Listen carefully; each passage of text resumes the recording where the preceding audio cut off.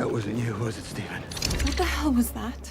Welcome back, everyone. There are a whole bunch of Easter eggs, so we'll break it down. If you're brand new to the channel, be sure to subscribe to get all the videos. But careful for spoilers. If you have not seen the episode yet, we'll be talking about everything. I'll just start at the beginning. We'll go through shot by shot, talking about Easter eggs, WTF moments, because they did have some big reveals, and they obviously end on a big teaser that tells you what's happening with Moon Knight next. But just starting with the episode title, it was called Gods and Monsters, which is a reference to literally the gods fighting each other, like Khonshu versus Ammit in the Hippo goddess also helping them out. They all look like physical monsters, like literally monsters walking around because of the way their bodies exist. But they're also doing monstrous things, like inside the MCU, Ammit wants to go full Minority Report, killing everyone who will potentially do evil in the future, but also Khonshu on the side is no better. He's doing all these really underhanded things. It's just that he says that he doesn't want to kill people until they do bad things. But on the side, he's doing all these other really terrible things. All the monstrous acts that Arthur Harrow accused him of doing were not lies. And you also have the people like Jake Lockley doing monstrous things, killing a whole bunch of people, doing terrible things for Khonshu. Meet my friend,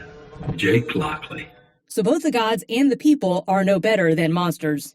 One of the big changes is there's no cold open in the episode. They just start with that regular Marvel Phase 4 intro, but this time they use the pop song, which is a classic version of End of the Rainbow by Earl Grant. And the song is all about finding gold, finding the end of the story, but the story continuing on. It's meant to be a metaphor for Moon Knight dying in the previous episode, but his story not ending because it's also reference to the end of the episode with Jake Lockley showing up, whistling, and then killing Arthur Harrow for Khonshu and them continuing to be Moon Knight. It's just that Jake Lockley is now in control of the body. Some of you probably figured out what was going on a little bit quicker at the end of the episode when he showed up in the hospital in that post-credit scene. Like, that looks like Jake Lockley as he's speaking Spanish, and then he actually turns around in the front of the limo as the driver, like Jake Lockley was a cab driver, speaking Spanish, and they confirm that it is him. Everyone wave to Jake Lockley.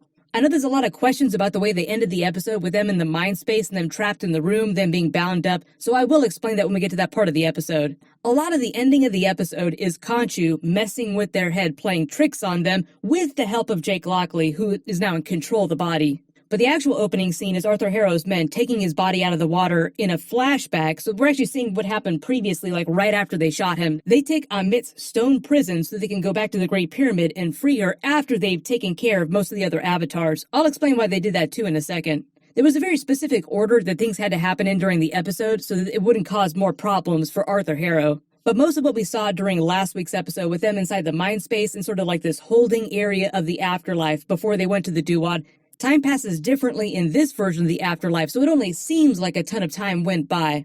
I did a big multiverse video a little while ago, kind of explaining the difference between all the different versions of the afterlife. It's basically an alternate dimension, kind of like the astral plane, where the mind, the soul, exists separately from the body. So the way they perceive time is very different from the way that time passes in the normal world. But when Arthur Harrow leans down and tells Marc Spector's body that whoever else might be in there, sorry for doing this, it's a reference to Jake Lockley, who we finally meet at the end of the episode. R.I.P. Arthur Harrow. They could always surface other personalities inside there. Inside the comics, the only other real personality they haven't done yet is the actual separate Mr. Knight personality. But the way they played it on the TV show is that it's just Stephen Grant wearing a version of the Moon Knight costume. In the comics, it's meant to be a completely separate personality, and they're like 5 total.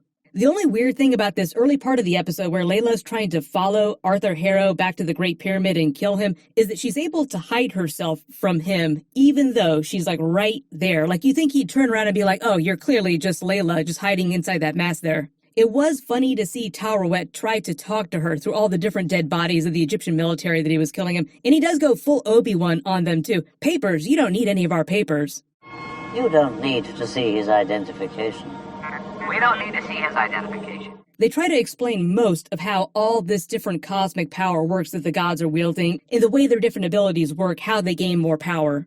There were a lot of people that were complaining about the way they portrayed the avatars during episode 3, like, why was he able to deceive them so easily? And they're now just kind of figuring things out, like, we detected something. Does that mean that Ammit is coming back? Wait a minute, why is she coming back? Like, they're just figuring things out right now. You'd think with all that god tier power, they would figure this out a little bit sooner. Like I said, one of the reasons why that is because most of the gods are pretty lazy and only really worry about their own purview. Even Khonshu got really pissed off at the rest of their pantheon, the rest of the Ennead, their ruling council, saying that they'd gotten way too decadent in this pocket dimension that they were currently living in, called the Overvoid. These specific gods that are part of this pantheon, when they left Earth, they basically said goodbye to humanity. Even though they keep avatars there to kind of watch what's actually happening, they don't really care about what's actually happening.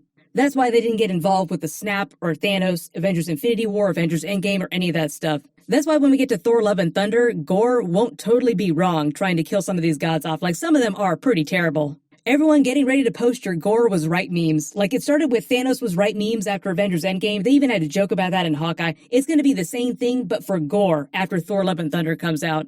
But the big reason why they have Arthur Harrow kill all the other avatars before he releases Ammit inside this special place is so that they can't stop him. Because the other gods are really powerful and they could wield that power through their avatars, but if he kills the avatars, then that basically sidelines the other gods for at least a little while. They released Ammit. The CG for her was pretty good. She has this really feminine, pretty-looking crocodile face. Like, if you could make a crocodile looking pretty. There was a lot of jokes about this when Alligator Loki debuted on the Loki series. The showrunner told the concept artist when they were trying to conceive Alligator Loki, please make us a Loki with beautiful-looking eyes. But Alligator Loki looked more like an actual alligator just wearing a Loki costume. Ammit is more like Taweret the Hippo goddess, like this anthropomorphized version of a crocodile face with a humanoid body. And just to be clear, she is a crocodile. Alligator Loki was an alligator, completely different species, even though they look kind of similar. The whole thing between her and Arthur Harrow is that she says that she's going to kill him eventually. Like, I'm just holding on this temporarily. You will eventually be judged because of all the terrible stuff that you've done and that you will do. It's just that she doesn't trust perfectly balanced avatars anymore because of what Alexander the Great did, betraying her because of what she planned to do, going full Minority Report. The funny thing about that, as bad as she seems, at least she's being honest about it, whereas Khonshu is actually tricking Marc Spector and Stephen Grant. Oh, I'll totally let you go. Your contract is done. But that doesn't mean that I free the contract of all the other personalities that are inside of you, potentially. It's just a way for Khonshu to be even worse somehow than Ammit. Like, Ammit was very open about what she was trying to do, even though it was also very bad. The whole thing with his eyes glowing when she laid hands on him was them forming an official contract and him becoming her full avatar, gaining her full power. And they also explained the way she exists here inside the MCU is a little bit different. Remember, the whole idea is that she's supposed to exist fully inside the MCU, whereas the other gods transferred their essence to this pocket dimension, kind of like Odin transferred to Valhalla. Layla, as predicted, follows Taweret's plan, frees Khonshu, who remarks on Marc's death. And even though they end on that twist with him just using Jake Lockley, who is still the same body as Marc Spector, Stephen Grant, he does, true to word, offer Layla to become his next avatar. Like, hey, you could totally gain all this power. Which, of course, she refuses because the whole thing is that she becomes Taweret's temporary, quote-unquote, temporary avatar. Although, that's a whole other thing, too. Like, temporary could turn out to be a much longer period than you think. Remember, a lot of these gods are very misleading. One of the many reasons why Gore the God Butcher is going around killing all of them. They kind of clarify how Ammit's power is going to work, how they're judging people, because you saw some of them start to die when they were stuck in the afterlife at the end of last week's episode. She confirms that they're going to start with Egypt first, and then they're going to do the rest of the world, then it'd be the rest of the galaxy, then the rest of the universe. Then eventually she would become theoretically as powerful as the Infinity Gauntlet when she consumed enough souls.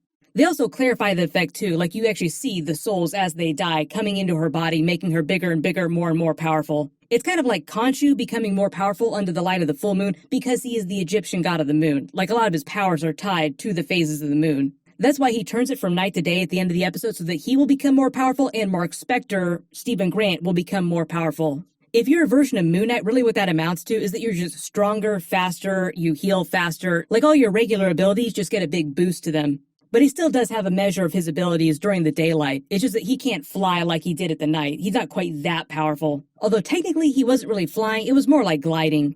Inside the Egyptian afterlife, we see Marc Spector and Stephen Grant. As expected, as Taweret kind of explains what's going on to Marc, and he turns down their version of heaven, so to speak, to go save Stephen Grant. Like, of course, they're not going to get rid of all the personalities. This is them just doing more of the comics with the different personas coming to an agreement with each other, realizing that they need each other to be a more complete superhero. It's just that they're starting with a relationship between Stephen Grant and Marc Spector. Eventually, the same thing will happen, like a version of this, with them and Jake Lockley as well in the future. Like, even though Jake Lockley seems like a pretty terrible person and super stabby, eventually the three of them will come to an arrangement. And when we see Ammit start fighting Khonshu when they're small size, like obviously they grow really huge at the end of the episode, but part of the reason why she seems so much more powerful than him is because she has so many more followers than Khonshu does, and she's been consuming so many more souls along the way. All the gods in the MCU have vastly different power levels. Like, not all gods are created equal. There are greater gods, lesser gods, mid-level gods. But the more followers a god gains, the more power they draw from them, the more powerful they become. But also, they added this modifier to Ammit in the MCU, explaining that the more souls she consumes is part of this process of them being judged and sent to the afterlife, the more powerful she becomes, whereas way fewer people believe in Khonshu right now, and it's not even the light of the full moon yet.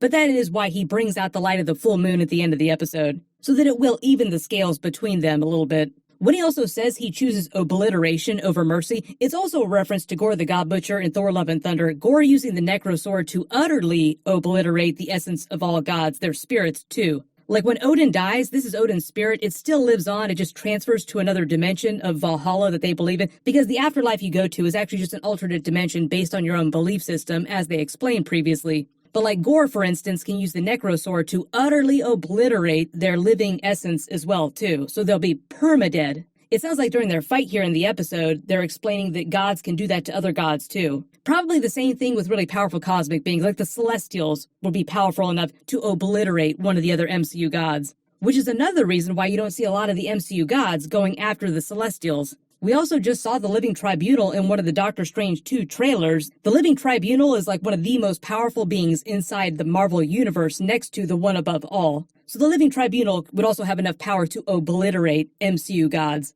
They explain the reason why they're able to escape through the gates of Osiris, resurrecting basically, it's like a visual representation of them resurrecting inside the body, is because, as Taweret says, Osiris basically gives them an assist. It's basically the god himself actually helping them out. The other way they're able to do this is Khonshu can actually physically resurrect them as well, too. That's one of his powers. Like in the comics, Moon Knight dies many different times, and each time, Khonshu just resurrects him again like it's no big deal. But the way they play this in the episode, Khonshu actually reforms the bargain with him again when he resurrects in the body, and that's how he gets the costume back, the powers, and gets rid of the bullet wounds. This is a bit of a callback to episode 1 when he said, okay, the minute this is done or the minute we die, our contract is done. Because remember, he did offer for Layla to become his next avatar. He wouldn't have done that if Marc Spector was still alive. So that's why he has to reform the contract with him when he's resurrecting. They had that funny moment with Stephen Grant trying to form a bargain with Khonshu about letting them go. But like I said, this is all just foreshadowing for Jake Lockley. Like, okay, I'll let the two of you go. But he did not say any theoretical other personality inside their body. The way that Khonshu explains that they trap Ammit forever by binding her to Arthur Harrow's body is because she exists fully in the MCU right now, so they need to basically transfer her into spirit essence inside the body of a mortal. And the way the series explains the rules for how this works on a cosmic level is that when Arthur Harrow dies, it will force her to leave the MCU dimension the same way the other gods did and transfer to the Overvoid, this pocket dimension, where the other gods themselves have their full power and can just trap her for the rest of all time. Or at least until Gorr the God Butcher shows up and kills all of them. It's just that Khonshu doesn't finish the job, so to speak, like kill him and then make her transfer her essence to this pocket dimension until the end of the episode. They had that funny moment with Layla becoming the Hippo goddess's avatar, who seems like she's just happy to be on the team. Like she's probably this happy with anybody who would ever form a contract with her. We're gonna have so much fun. I'm gonna give you the coolest looking costume ever. So when Layla comes back in a future Marvel production, it's just a way for her to have powers too. Anybody, even Old Man Captain America, any of the other Avengers that are still alive, they could also form contracts with the gods and get some of these extra powers on top of what they already have. Now you're all wondering if that means that Thor could also select an avatar too. But the whole idea is that when Layla becomes the avatar of the Hippo goddess, she gains most of the same powers that Marc Spector has, but because each god is sort of the god of something different, they have slightly different attributes, slightly different powers, some of the other abilities are different from each other. But like she has the same ability to fly like he does, it's just that her gliding system is a little bit different. I did like the scene of the actress who plays Layla acting out both parts. Like she was acting as the Hippo goddess using the body, but also acting as Layla herself reacting to everything.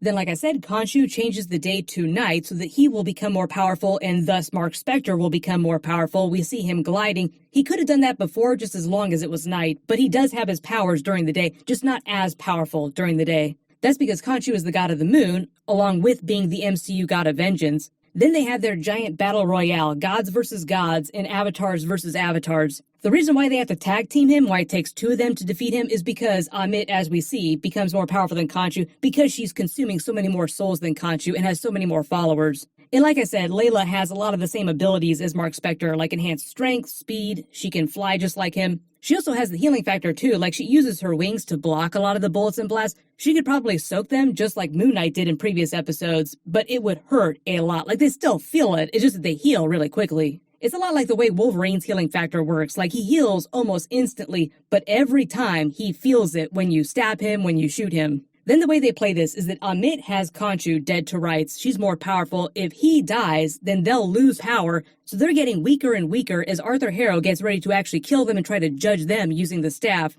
And their life being threatened that much is what brings out Jake Lockley, and he's obviously the one who defeats all of them, killing all the randos around them. That wasn't you, was it, Stephen? Not a chance, mate. So it seems like Jake Lockley only surfaces when they've been in mortal danger or they feel like their life is threatened in a really serious way, like we could die at any second now. And the way they play this, too, is that Jake Lockley's Moon Knight costume, when he's in control of the body, looks just like the regular Moon Knight costume. That's why Layla's like, wait a minute, what happened there? Because he looked the exact same, but he was killing all these people. Most of you could probably detect, though, that when they started chanting, it was the same process that the gods used on Khonshu in the previous episode to bind him. It's just that they bind Ammit to Arthur Harrow's body instead of binding her to another stone figure like they did before. The ironic thing about Marc Spector rejecting Khonshu's orders to kill Arthur Harrow is that it was earlier in the episodes that Arthur Harrow told him that he did not have to obey Khonshu. It was Arthur Harrow who said, you don't have to do what he says. But just to explain what happens here, because it seems like Khonshu frees them from their contract, and you see this big bright light, but then they wake up inside the mental hospital. What's happening here is a combination of a regular old time jump and Khonshu playing tricks on their mind, making a bargain separately with Jake Lockley without them knowing about it. So what happens during the time jump here, even though it's kind of implied, they basically lose the powers because the contract goes away. They're technically free temporarily. They take Arthur Harrow's body back to a mental hospital so that he can get treatment. He gets drugged up so that he basically doesn't cause any trouble. It's meant to be an ironic twist for them winding up in the Mindspace Hospital in the previous episodes. But the reason why it jumps immediately to them inside the Mindspace Hospital, just talking to this fake version of Arthur Harrow, just realizing, hey, this isn't real. We can do whatever we want. We can leave anytime we want. That's actually taking place during a completely different time period. It's just that they've been blacking out, not knowing what's been happening, and the reason why they're bound is because now it's Jake Lockley in control of the body who's been binding them up the same way that they've been bound before during episode 1, when Marc Spector was the one trying to control the body, manipulate Stephen Grant. Just talking about the post-credit scene, too, because obviously it's Jake Lockley showing up on Khonshu's orders to kill Arthur Harrow. They even have the rubber duck, which is meant to be a reference to the fake version of Arthur Harrow. It's a bit of a meta reference.